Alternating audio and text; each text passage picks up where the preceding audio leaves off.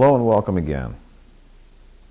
This is a discussion about our perceptions of the world or the universe based on science, something I haven't talked about yet. And the science that I'm referring to is called quantum physics.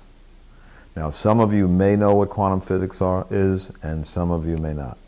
Let me explain briefly. This will be a short discussion. We're not going to get heavily into it, but I just want you to understand all the possibilities. Quantum physics is based on, or is, the exploration into the very ultra small.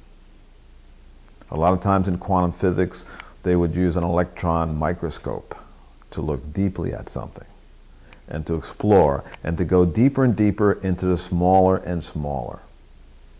Very similar to looking into outer space, where we look further and further away into the infinite.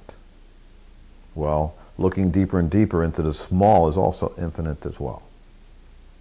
There have been some great pioneers in this science, and I'm going to give you a few of their discoveries. And you can base your perceptions on this, and it might help you understand the world a little better. You see, in quantum physics, when we start exploring the very small, the ultra small, the tiny, we learn things we never knew existed. We learn to look at a world in a totally different way. And it's only recently that we have been able to do that through the technology that we have, to look into the smallest items, the smallest particles, if you will.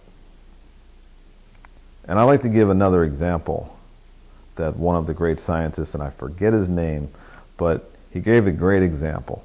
He said, if you were to take an atom and make it the size of a grapefruit, the electron orbiting that atom would be the size of an apple. Well, that's not so interesting, but the interesting part is the distance between the nucleus, which is the grapefruit, and the apple would be more than 3 football fields apart. In other words, the atoms, which make up molecules, which make up matter, is mostly made of space, of nothing. Well, it gets even more interesting. When you start looking at these electrons through an electron microscope, you soon discover something very interesting. They're actually made up of smaller particles. And these particles look almost like dust, like a mist. These particles are photons, which are the smallest particles known to man, by the way. And photons are particles of light. Now think about what I just said there. When we look at the smallest particles, they're particles of light, which make up everything else in the universe, because those particles make up electrons and make up the nucleus of the atom, which makes up the molecules, which makes up matter. So therefore, everything is light, vibrating at a certain frequency when you go that small, when you look that deeply. Now, what's interesting about this is I want to take it just one step further. When they studied these electrons and these particles, they noticed that they were blinking in and out of existence. They weren't there all the time.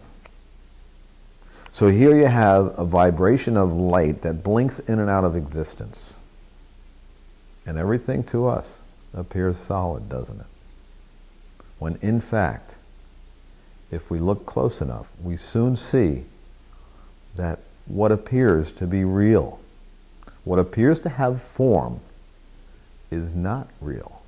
And what is real has no form. And the reason I say that is a quote from the Buddha. And I thought it was very interesting that over 2,500 years ago, without any technology, he could say such a thing. Think about that. What has form is not real, and what is real has no form. You see, we look at this world and we think that what we see is real, and yet what we see, what we witness, is very much different than what's really going on.